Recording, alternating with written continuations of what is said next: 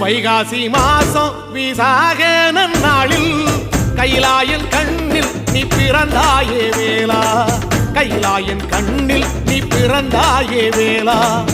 இறங்கி நாளும் உன் பழனிக்கு வந்தே, வழிபாடு செஞ்சு உன் புறப்பாடும் கண்டே. பொன்பவனி தேரில் உன் புறப்பாடும் கண்டே. நடராசன் மகராசா உன் வீடு வந்தேனே, வெளியான பாலாலே அபிஷேகம் கண்டேனே.